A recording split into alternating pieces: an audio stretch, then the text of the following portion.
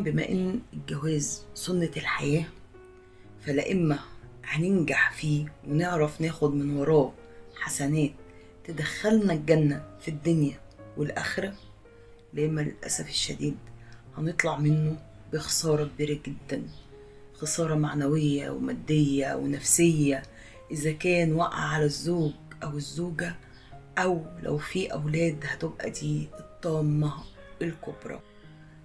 وطبعا التحديات والعقبات دي والمواقف المختلفة اللي بيمر بيها أي زوج وزوجة في أول فترة من الجواز، وخاصة هنقول أول سنتين جواز، آه، طريقة معالجتهم للوضع وتقبلهم لهذه المشاكل وهذه الاختلافات البيئية والعقلية والنفسية اللي ما بينهم، واللي أكيد هتظهر مع أول يوم جواز.